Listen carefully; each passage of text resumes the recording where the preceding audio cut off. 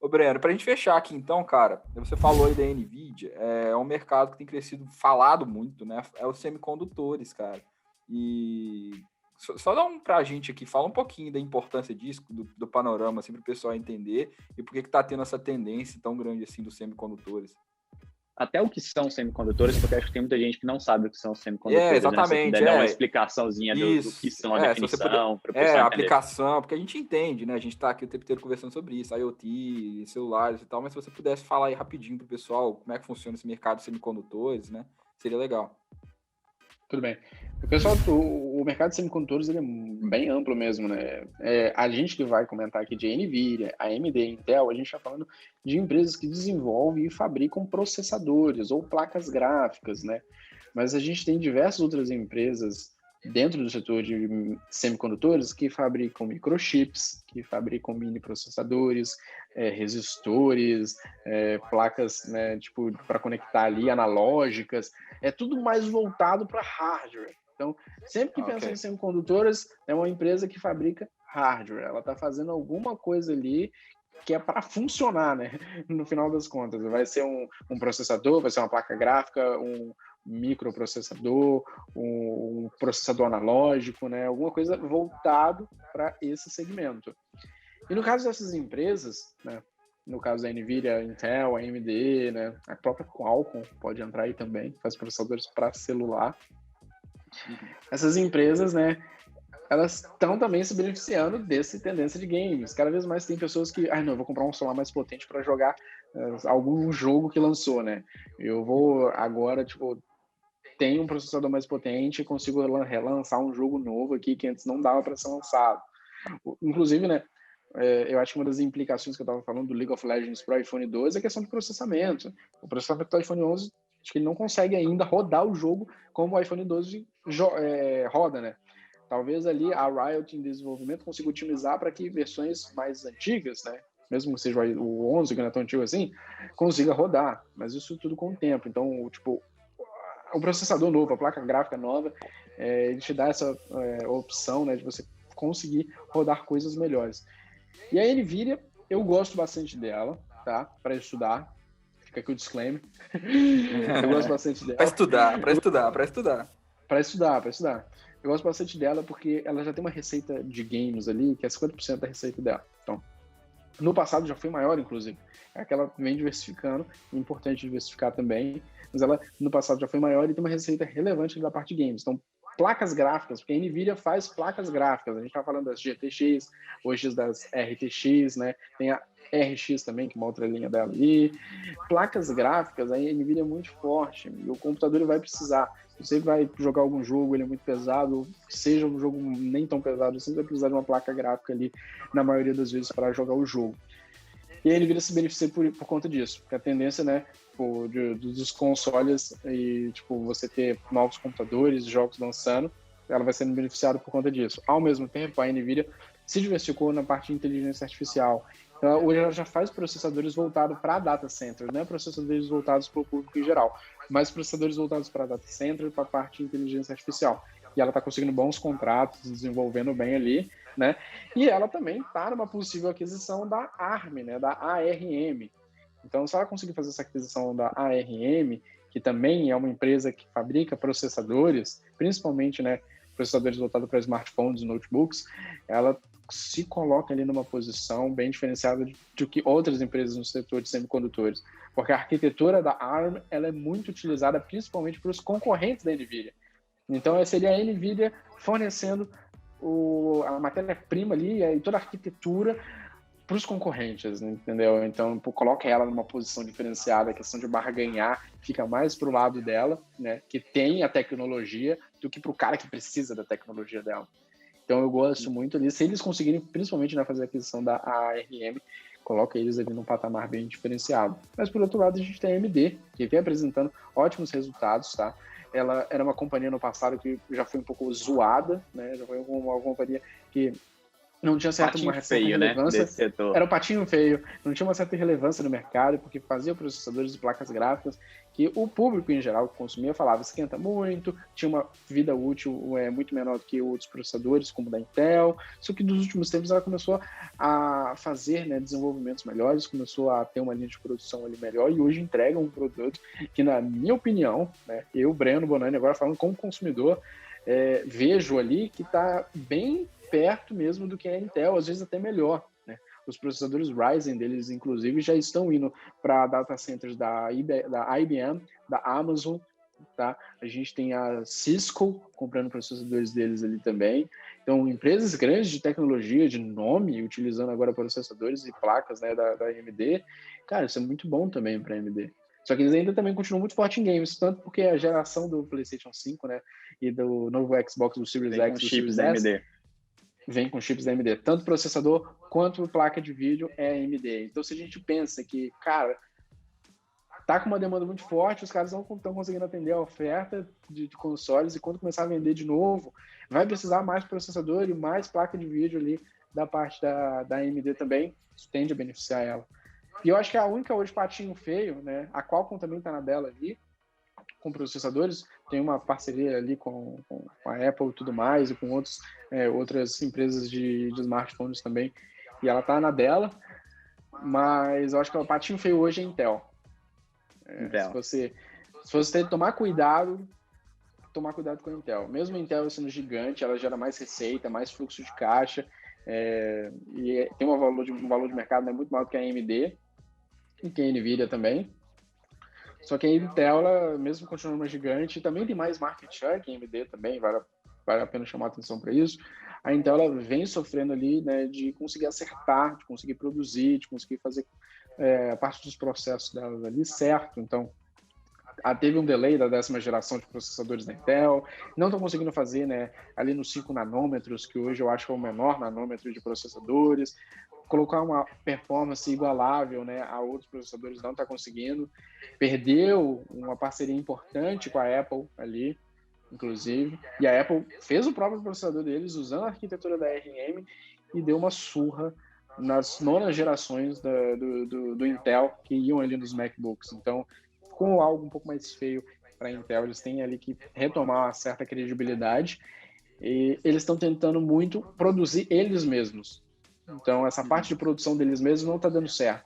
E eles não querem abrir mão disso, eles querem continuar tentando. E já tem fundos de investimento que têm uma posição relevante falando que se vocês não irem, né, para um terceiro, se vocês não começarem a terceirizar isso, a gente vai começar a vender. E aí a coisa fica um pouco mais embaixo, né? Então, a situação da Intel é um pouco mais delicada, apesar dela ainda continuar sendo uma gigante.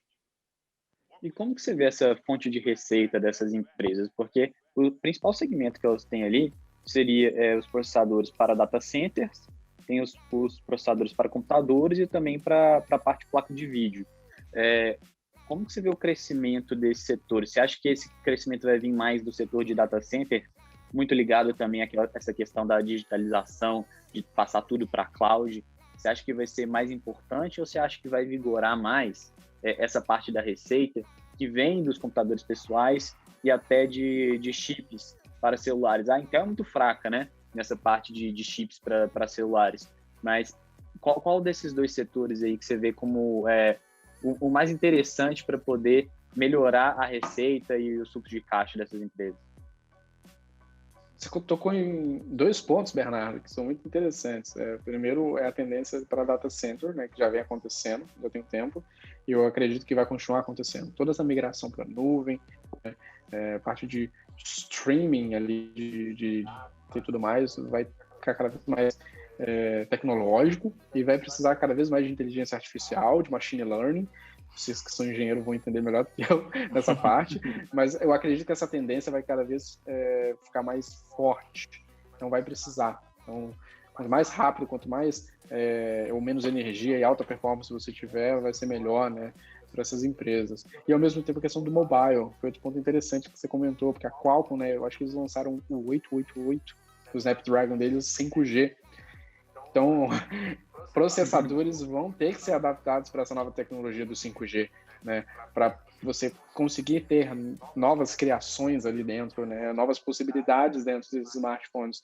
Então, essa parte de processadores para 5G, e aí, pô, quando a gente fala em internet das coisas também, muitas coisas ainda podem surgir que vão precisar de processamento maior, né? Vão precisar de uma RAM maior ali dentro do smartphone, vão precisar de ter também um armazenamento maior. Hoje a gente vê que a maioria dos celulares estão vindo 64 para cima. Eu acho que a próxima tendência é vir 128, né? Ou 256 para cima. De RAM? Acho que 120... Não, de armazenamento. De armazenamento. Ah, bom. De armazenamento. Caraca, quem dera. Nem precisa disso, né? Nem precisa disso, mas quem dera. Ah, bom, entendi mal aqui. Se fosse de RAM, seria absolutamente absurdo, né?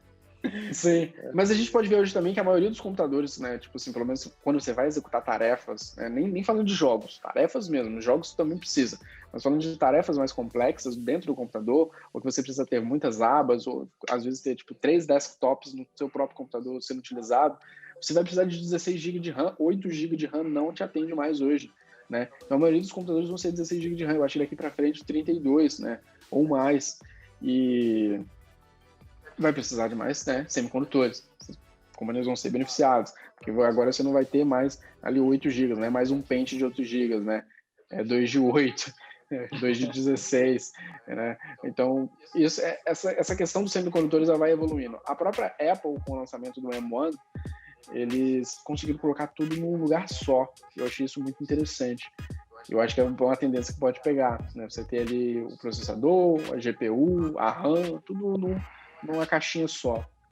Então, isso vai precisar de evolução, né, dessas companhias de semicondutores para conseguir atender essa demanda dessas empresas.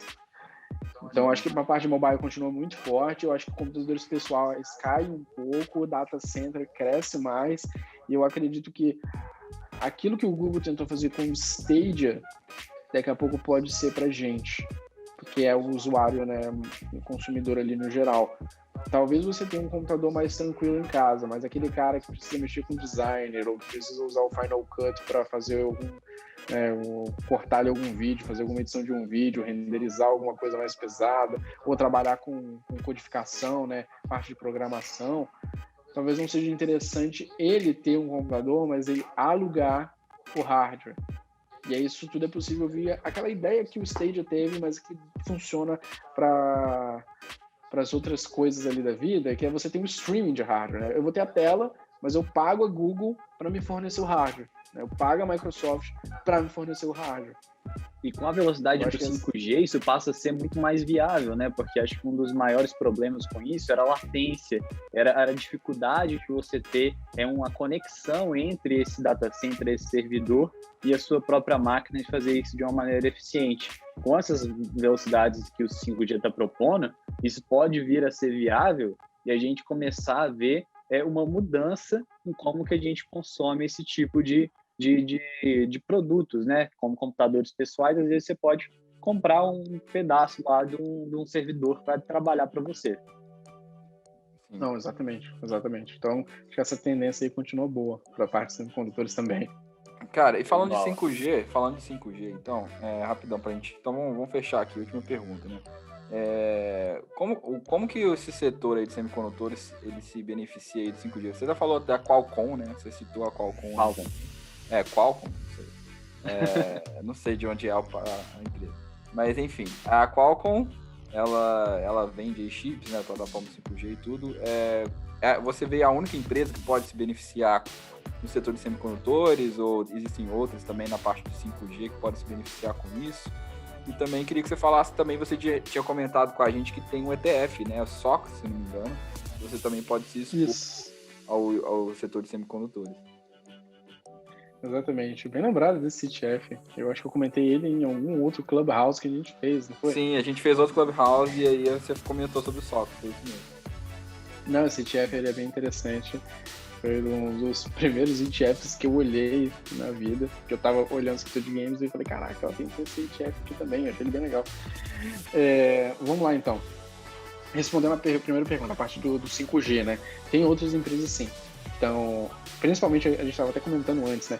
As empresas que são as de telecomunicações que vão estar na ponta final para passar, né, para distribuir essa banda larga nova para os consumidores, vão ser beneficiados, porque vão lançar novos planos, principalmente quando a tecnologia é nova, aí você lança um plano mais caro, até começar a ganhar escala ali e tudo mais.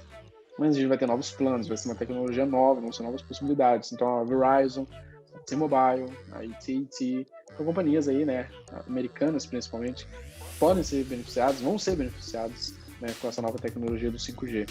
A gente tinha comentado também da American Tower, né, que faz essa parte de infraestrutura. Então, vai precisar de ter infraestrutura, vai precisar de ter novas torres, né, criação ali, né, de novas tecnologias para conseguir acomodar, né, toda essa parte do 5G. Então, a American Tower também é uma companhia que vale a pena ser estudada com essa parte de infraestrutura. E tem a Ericsson também, que vocês comentaram, né? Muito mais torres, né, Breno? Porque isso aí às vezes o pessoal não sabe, mas o alcance que tem uma antena ali de 5G, ele é muito pequeno, a velocidade é muito maior, mas por causa ali do comprimento de onda, o alcance é muito menor. Então, o número que você vai ter que ter de torres para poder atender a população vai ser muito maior. Então, essas empresas, que nem você estava até já começando a falar da Ericsson, elas podem se beneficiar. A American Tower pode se beneficiar com isso. A American Tower, inclusive, eu falo muito de REITs, né? Tem até uma série sobre REITs lá no canal do YouTube. E até porque sou engenheiro da área. E aí o American Tower, a gente estava analisando o último balanço, que saiu inclusive quarta-feira, se não me engano. E aí ele já lançou falando que ele já está comprando, né, torres de 5G, eles já compraram acho que mais de 2.000 torres, e eles já estão planejando aí para 2021 comprar muito mais, né, e, inclusive no mundo inteiro. Eles compraram torres no Quênia, compraram na Ásia, e, assim, eles estão em todo lugar. A American Tower não é só Estados Unidos. Então, realmente, esse setor está se beneficiando gigantemente pelo crescimento do 5G, né? Então, acho que é interessante a gente estar de olho nisso, né, Ben? Não, exatamente. É uma companhia que vale a pena ser estudada. Estudada, é um REIT, lembrando que é um REIT também, né? Então, é do setor de real estate. É do setor de real estate. E, para falar do SOX, né? Que tinha sido a última perguntinha aí, que é o semicondutor, né, o ETF de semicondutor, ele é do iShares, inclusive, pessoal. Esse ETF aqui, ele é bem interessante, porque ele tem uma exposição aqui em 32 companhias, tá, dentro do ETF dele, tem um ADM de 0,48, praticamente 0,5, um ADM, tipo assim, baixa, bem ok para você pagar. Nos últimos 12 meses, inclusive, também subiu mais de 60%. E tem uma exposição aí em semicondutores muito forte, né, tipo, quase 80% da carteira semicondutores, e depois tem uma outra parte de equipamentos e mais parte maquinária. Mas aí, primeira posição deles, que é a maior, né, hoje é a Intel. Aí eles têm Broadcom ali em segunda, né, tem a Texas Instruments, tem a Nvidia, tem Qualcomm, tem a Applied Materials, tem a Taiwan Semiconductors também, a Micron também. Então, parte de diversificação, inclusive em empresas que a gente comentou aqui antes, né, que é interessante. Às vezes você não quer fazer análise da Nvidia sozinho, ou você não quer comprar a Qualcomm sozinho, mas eu queria me expor no setor e ter essas empresas, porque são os maiores nomes e eu considero interessante. O SOX, SOXX, que é o ETF, ele é interessante por conta dessa diversificação que você tem, né, para se expor ali.